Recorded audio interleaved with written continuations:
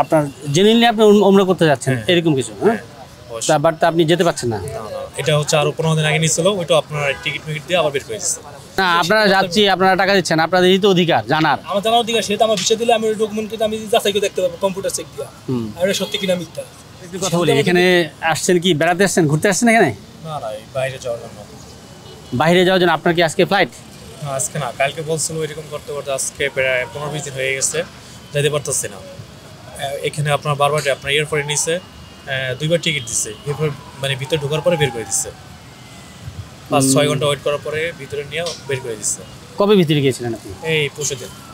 পরশুদিন? হ্যাঁ। মানে পরশুদিন কি আপনার ফ্লাইট ছিল বলছেন? হ্যাঁ, ফ্লাইট ছিল, টিকিট বিষয় এভরিথিং সব দিচ্ছে। কোন দেশের ফ্লাইট ছিল এটা? এটা হচ্ছে সৌদি মক্কার জন্য, হজের জন্য। ও, আপনার কি হজের ভিসা? হ্যাঁ। আপনি কি উমরা? হ্যাঁ, উমরা হচ্ছে। আপনি উমরা করতে যাচ্ছেন? হ্যাঁ। আচ্ছা, আপনার জেনুইনলি আপনি উমরা করতে যাচ্ছেন এরকম কিছু, হ্যাঁ? বাট আপনি যেতে পারছেন না। এটা হচ্ছে আরো 15 দিন আগে নিয়েছিল, ওইটা আপনার টিকিট দিয়ে আবার বের করে দিচ্ছে। 15 দিন আগেও আপনার এরকম উমরার ফ্লাইট ছিল? 5-6 ঘন্টা পরে ওয়েট করার পর বের করে দিচ্ছে। ইমিগ্রেশন থেকে বের করে দিচ্ছে? কি বলছে? মানে এরকম না, এরপরে ঝামেলা, অনেক ঝামেলা চলতেছে, সিরিয়াল আছে, এরকম মানে বের করে দিচ্ছে। এরপরে বা ভিতরে ঢুকলে বলক দিতে পাসপোর্ট এরকম বলে। না না, বিষয়টা হচ্ছে যে আপনার তো ভিসা আছে না, উমরা ভিসা আছে? মানে ভিসা না, আমি জমা দিচ্ছি, টিকিট বিষয় এভরিথিং সব দিচ্ছে। এবারে ভিতরে আপনার ভিতর নেওয়ার পরে 5-6 ঘন্টা ওয়েট করার পরে বের করে দেয়, বলে যে এরপরে ঝামেলা। আপনি এটা তো একটা এজেন্সির মাধ্যমে করেছেন ভিসাটা, না?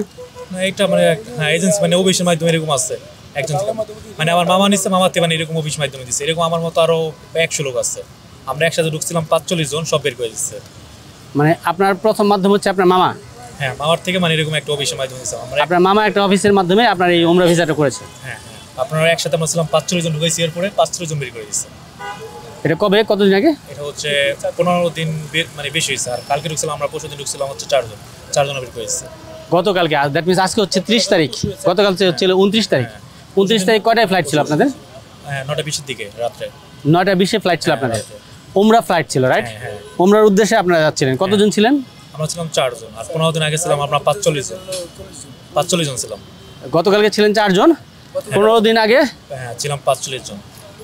45 জন ছিলেন আপনার একই উমরা ভিসার জন্য। সবাই কি একই এজেন্সির মাধ্যমে ছিল? হ্যাঁ হ্যাঁ, সবাই একটাই মাধ্যমে সব ছিল, 45 জন ছিল। সবাই কি উমরার উদ্দেশ্যে যাচ্ছিল? অবশ্যই, আমরা এক মাধ্যমে সবাই ছিলাম একসাথে। আচ্ছা, কিন্তু 15 দিন আগে কি তখনও কি বলে নাই যে কি জন্য আপনারা মূলত? শুধু বলে যে এয়ারপোর্টে ঝামেলা, এরকম প্রবলেমের কারণে বের করে দেয়।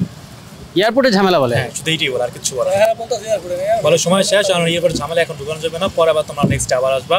এরকম আমরা এখানে এখন ঢাকা আপনাদের যে টিকিট কাটলো, এয়ার টিকিট, এটা কি হয়েছে? কোনো লস হতে পারে?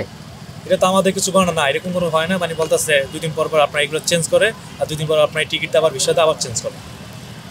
এখন সর্বশেষ কি বলছে? আবার বলছে কালকে বিকালে আবার মানে টিকিট দিবে, বলছে যে সন্ধ্যা পরে 9টার দিকে আবার ফ্লাইট হবে, বাট এখনো কিছু দেন।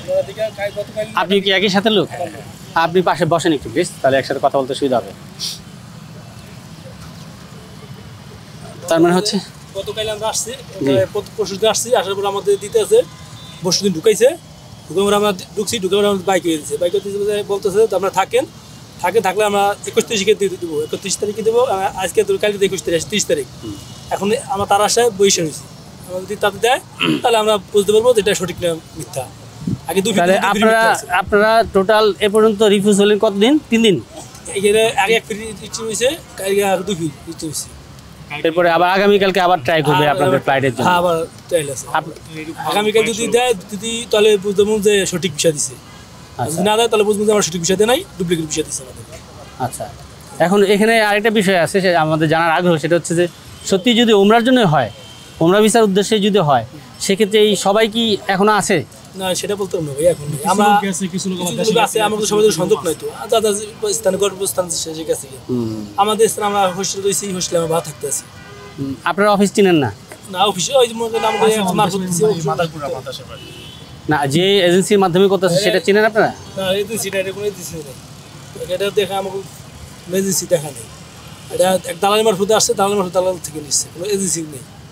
আপনারা তাহলে ওই দালালের উপরে ডিপেন্ড করতেছেন সম্পূর্ণ? দালালের উপরে ডিপেন্ড করতেছে। আচ্ছা, আপনারা কি টাকা পয়সা দিয়ে দিয়েছেন? কত দিয়েছেন? টাকা দিয়েছিল 1,02,20,000 টাকা। টোটাল কত প্যাকেজ ছিল আপনাদের? টোটাল ছিল 5 লাখ টাকা। উমরাতে কয়দিন থাকার কথা ওইখানে? উমরাতে ছিল 1 মাসের কথা। 1 মাসের ভিসা? আচ্ছা, তারপর আমরা শেষ হলে আপনারা আবার রিটার্ন চলে আসবেন, এরকম কিছু? হ্যাঁ, আচ্ছা। তার মানে আগামীকাল পর্যন্ত আপনাদের আরেকবার দেখবেন? জি, আরেকবার ফার্স্ট একবার চলে যাব, দেশে বাড়ি চলে যাব, দেশে মাদার। এই উদ্দেশ্যে কি আপনারা অলরেডি ঢাকায় আছেন? টাকা আছে, এটার জন্য আছে এখন ঢাকায় আছেন আজকে 5 দিন ওয়েট করতেছি।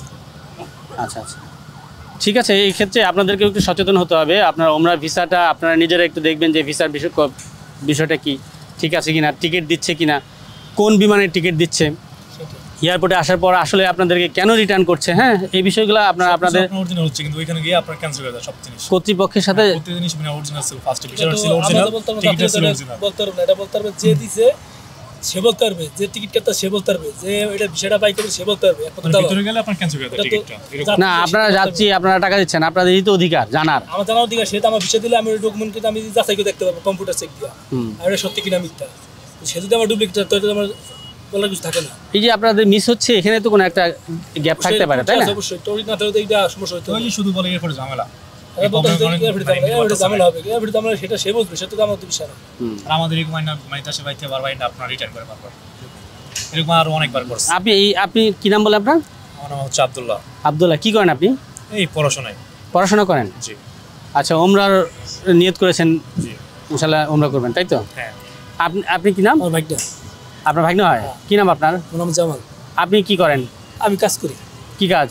এই তো গাড়ি কাজ করি, অটো গাড়ি কাজ করি। মোটর গাড়ি কাজ করেন? নিয়ত করেছেন ওমরা করবেন? আমি নিয়ত আমার ভাগ্নে পাঠাবো, আমার ভাগ্নের জন্য আমি আসছি। আপনি যাচ্ছেন না? আমি যাচ্ছি। ভাগ্নের জন্য আপনি আসছেন? ভাগ্নের জন্য আমি আসছি। ও আচ্ছা আচ্ছা, ভাগ্নের সাথে সব, ভাগ্নে তো এখন তো বুঝবে না। জি জি জি, তার জন্য আমি ভাগ্নের সাথে। আচ্ছা, আল্লাহ আপনাদের সহায়ক। আপনারা ওমরার নিয়ত করেছেন, কিন্তু আপনারা একটু আপনাদের এজেন্সির সাথে শক্তভাবে বিষয়টা আলোচনা করেন যে কেন, কি সমস্যার কারণে। বাংলাদেশের গভর্নমেন্ট ভালো নিতে ঝামেলা হয় না, বাংলাদেশের গভর্নমেন্ট নিতে পারে না। আসলে গভর্নমেন্ট তো উপরের বিষয়, টপ, নিচে আমরা হচ্ছে জনগণ মেন। হ্যাঁ, জনগণকে আগে সচেতন হতে হবে। এটা যদি সুব্যবস্থা মানুষের প্রয়োগ করতো, আইন প্রয়োগ করতো, তাই হতো না। আইনটা প্রয়োগ কখন করবে? আপনি অভিযোগ করেন, এই যে আপনি ভুক্তভোগী, আপনি অভিযোগ করেন, আপনার এজেন্সির খবর নেন, ভুক্তভোগী নেন, সেখানে তো ভুক্তভোগী হবে, সেখানে তো আমরা অভিযোগ করে আমরা ছাড় পাইবেন না, সেখানে তো আমরা দৈনন্দিন হারানি টাকা লাগবে। সেটা পরের বিষয়, কিন্তু আগে তো আপনাকে সচেতন হতে হবে। আইনে ডকুমেন্ট আইনে যে না এটা সিকিউরিটি সিওর মানে দিতে হবে, যেটা হবে কার্যকরী হবে আইন, এগুলো আইন তো বাংলাদেশে নাই, তোরই নাই। আপনি যেটা করতেছেন, আপনি দেখা যায় তামাক দিয়া এটা আমি কাজ করে দিয়ে দেবো, ব্যাস। না না, সেটা ঠিক আছে, হতেই পারে একটা আইনের দুর্বলতা থাকতে পারে, গ্যাপ থাকতে পারে, কিন্তু আপনার অবস্থান থেকে একজন সচেতন নাগরিক হিসাবে আপনি যখন বুঝতেছেন যে আপনার সাথে রং হচ্ছে, আপনি তো আগে যাবেন, আগে আইনের দ্বারস্থ হন, তারপরে যদি না হয় তাহলে আবার আছে না উত্তোলন কখন আছে না। আইন আছে কোনো? আইন থাকবে না কেন? আইন আছে, আইনের প্রয়োগ হয়তো বা ক্ষেত্রে বিশেষ কম বেশি হতে পারে। আইন তো নাই আপনার দেশে, কার কাছে দেবেন? যে প্রশাসন আপনি দেবে। এই তো বললাম, এই যে আপনাকেই তো বলছি, আপনি তো জান না এখনো। এই যে আপনি ভুক্তভোগী 3 বার, আপনি এখনো গেছেন? সুব্যবস্থা আইন কিছু নাই, আগে যান। থাকতো তো আইনের আস্থা পাইতো না, আইনের আস্থা আছে না, আস্থা চলে আসবে, আপনারা চেষ্টা করতে করতে চলে আসবে। আমরাও চাই যে আইনে যদি সুবিধা থাকতো তাহলে এই যে মানুষগুলো হারানি হয়, মানুষগুলো তো হারানি হয়, এই হারানি হইতো না। না না, শুধু অভিযোগ করলে হবে না, শুধু অভিযোগ করলে হবে না। এখানে আপনি নিজে ভুক্তভোগী, 3 বার ভুগছেন, টাকা দিয়েছেন, আপনি ভুগছেন 3 বার, এখন আপনি বসে আছেন শুধু দোহাই দিচ্ছেন আইনের সমস্যা। আপনি আইনের কাছে গিয়েছেন, জান নাই তো না? যখন আইন শুনবে না, তার উপরে কর্তৃপক্ষ আছে না? একটা দেশ তো আর এমনি চলে না, আমাদের চেষ্টা থাকতে হবে, ঠিক আছে? গ্যাপ থাকতে পারে, কিন্তু আমাদের চেষ্টা থাকতে হবে। হ্যাঁ, আমরা আশা করি যে আপনাদের সমস্যার সমাধান হবে, কিন্তু আমাদের সচেতন হতে হবে, আমাদের জানতে হবে, আমাদের আরও বেশি জানতে হবে। দর্শক, আপনারা এখন দেখলেন যে এক ভাই, তিনি উমরার উদ্দেশ্যে যাচ্ছেন, তিনি ইতিমধ্যে ভুক্তভোগী, 2 বার তিনি রিফিউজ হয়েছেন এয়ারপোর্ট থেকে। তাদের কেন বা কী কারণে তাদের ফ্লাইট হচ্ছে না সেই বিষয়েও তারা এখনও জানে না।